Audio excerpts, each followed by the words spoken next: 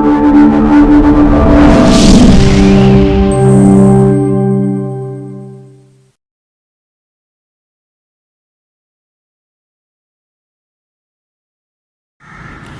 वालेकुम स्टूडेंट्स।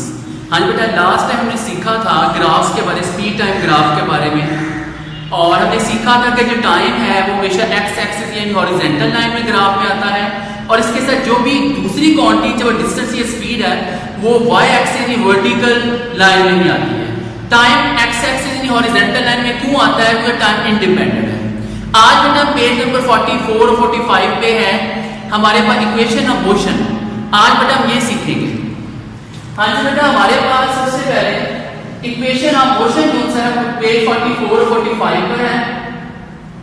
यहां बेटा आपके पास हम सबसे पहले एक छोटा सा पैरा लिखेंगे, ये हमारा इंट्रोडक्शन होगा क्वेश्चन का।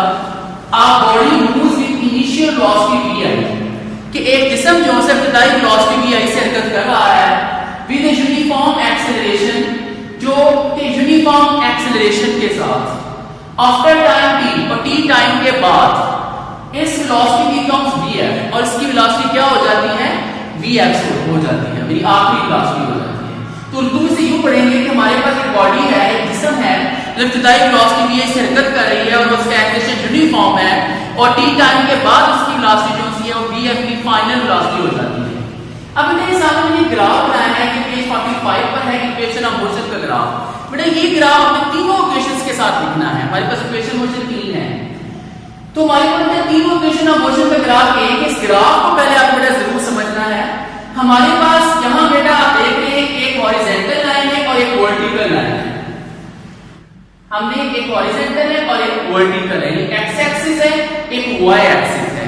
यानी हमारे पास जो हॉरिजॉन्टल लाइन है एक्स एक्सिस है और जो वाई एक्सिस है हमारे पास ये वर्टिकल लाइन है। एज यूजुअल, जैसे पहले मैंने आपको कहा कि टाइम बेटा हमारे पास हॉरिजॉन्टल लाइन एक्स एक्सिस पे आएगा। क्यों आएगा? क्योंकि टाइम इंडिपेंडेंट है। बिकॉज टाइम इंडिपेंडेंट है तो इसलिए कुछ इनसार है, अपनी मर्जी से तब्दील होता है, तो इसलिए हमारे पास ये हमेशा हॉरिजॉन्टल लाइन पे एक्स एक्सिस पे आएगा। जो भी इसके साथ क्वांटिटी है वो वर्टिकल यानी वाई एक्सिस पे आएगी। इसके बाद में देखिए मैंने इस डायग्राम के मजीद पार्ट्स कर दिए हैं। हमारे पास में ये है राइट एंगल ट्राइंगल और ये है हमारे पास रेक्टेंगल। हमारे पास सबसे पहले ग्राफ का रेक्टेंगल होती क्या है? रेक्टेंगल जिसकी विड्थ आपस में इक्वल और लेंथ आपस में इक्वल होती है। तो हमारे पास यहाँ पर रेक्टेंगल का एरिया फाइंड करने का जो फार्मूला है वो लेंथ मल्टीप्लाई विड्थ है। लेंथ मल्टीप्लाई विड्थ है। हमारे पास बेटा रेक्टेंगल अगर लेंथ मल्टीप्लाई विड्थ है तो हमारे पास अगर इसका लेटा करें कि OA है, ये CD है, OA CD। यहां बेटा हमारे पास एज यूजुअल वर्टिकल पे vi वेलोसिटी है और हमारे पास टाइम कौन सा वो हॉरिजॉन्टल लाइन पे है। क्योंकि एरिया हमारे पास रेक्टेंगल का लेंथ मल्टीप्लाई विड्थ है तो इसलिए लेंथ हमारे पास क्या थी? इनिशियल वेलोसिटी OA, और विड्थ हमारे पास क्या थी? OD time. तो मेरे विड्थ की जगह टाइम और लेंथ की जगह vi लिखी है। इसी तरह से बेटा राइट एंगल ट्रायंगल में आ जाए तो राइट एंगल ट्रायंगल बेटा हमारे पास एरिया फाइंड करने का जो फार्मूला है वो है 1/2 area is equal to 1/2 length multiply width. तो अब हम ये देखते हैं कि लेंथ हमारे पास क्या है? BC है जो इक्वल है AD के, और विड्थ हमारे पास चौड़ाई में AC है और AC किसके इक्वल है? टाइम के। AC किसके इक्वल है बच्चे? टाइम के इक्वल है। तो मैंने लिखा फार्मूला राइट एंगल ट्रायंगल का 1/2 लेंथ मल्टीप्लाई विड्थ। तो लेंथ की जगह मैंने AD लिख दिया और विड्थ की जगह मैंने टाइम लिख दिया।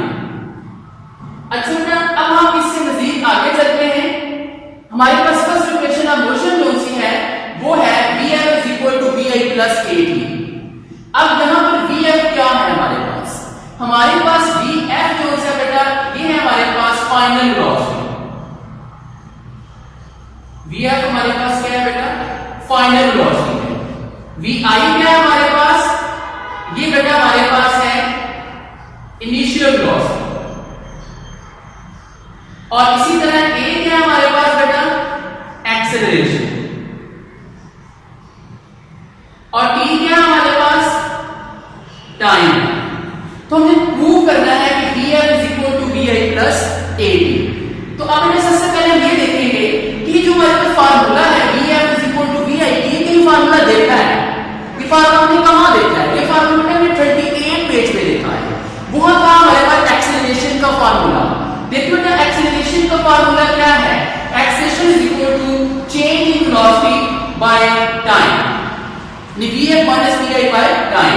अब ये t इधर आके मल्टीप्लाई हो गया और ये vi माइनस है तो दूसरी साइड पे जाके क्या हो जाएगी बेटा?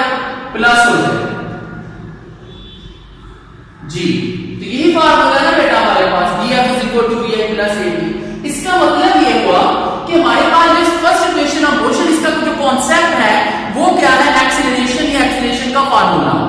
तो शुरू में हम बेटा यहीं से करेंगे कि स्लोप ऑफ एक्सेलरेशन, ये देखो बेटा स्लोप ऑफ एक्सेलरेशन है a एक्सेलरेशन, इसका क्या फार्मूला है? एक्सेलरेशन का change in velocity by time. हमने 38 पेज पे सीखा था change in velocity by time. अब वेलोसिटी जो चेंज हो रही है बेटा हमारे पास वो कहां हो रही है? हमें ये देखना है बेटा हमारे पास वेलोसिटी जो चेंज हो रही है वो bc पे हो रही है। देखिए vi से vf कहां हो रहा है? bc पे। तो हमने क्या किया? चेंज वेलोसिटी की जगह bc लिख दिया। उसके बाद टाइम कौन सा बेटा हमारे पास? वो यहां पर ac एक हॉरिजॉन्टल लाइन है, ये भी टाइम है, और od हॉरिजॉन्टल लाइन है, ये भी टाइम है। तो मैंने क्या किया कि टाइम की जगह पे ac लिख दिया। उसके बाद अब ये bc किसके इक्वल है? bc इक्वल है bd माइनस cd के। वो कैसे है? वो ऐसे बेटा कि हमारे पास चेंज इन वेलोसिटी जो है वो ये होता है कि आप ज्यादा से कम को माइनस कर रहे हैं, यानी मतलब ज्यादा क्या है? vf और कम से क्या है? vi है। तो हमें पर टोटल vf किसके इक्वल है? ग्राफिकली टोटल bd के, और vi किसके इक्वल है? cd के। तो इसलिए हमारे पास हम चेंज वेलोसिटी फाइंड करना चाहते हैं, टोटल bd में से हाफ cd को क्या कर देंगे? माइनस कर देंगे। और ac किसके इक्वल है? od के, क्योंकि दोनों हॉरिजॉन्टल लाइन टाइम है ac और od। अब ये वैल्यू पुट कर दी, bc की जगह bd माइनस cd पुट कर दिया और ac की जगह od। अब टोटल bd किसके इक्वल है? टोटल vf के, और इसी तरह cd हाफ किसके इक्वल है? vi के। इसी तरह od पे क्या लिखा है? हॉरिजॉन्टल लाइन पे टाइम। तो ये bd vf cd vi और od क्या है? टाइम। ये बेटा हम पुट कर देंगे, bd की जगह vf, cd की जगह vi और od की जगह टाइम। t बेटा ये डिवाइड हो रहा है तो दूसरी साइड पे जाके क्या हो जाएगा? मल्टीप्लाई। और इसी तरह बेटा माइनस vi दूसरी साइड पे जाके क्या हो जाएगा? प्लस। तो ये बन जाएगा vf is equal to vi plus at। ये बेटा हमारे पास फर्स्ट इक्वेशन ऑफ मोशन थी, इसका हमने फार्मूला जो है वो प्रूव किया है। तो बेटा आज हमने सीखा है फर्स्ट इक्वेशन ऑफ मोशन के बारे में जो पेज नंबर 45 पर है। इंशाल्लाह ताला बेटा नेक्स्ट हम सेकंड इक्वेशन ऑफ मोशन सीखेंगे।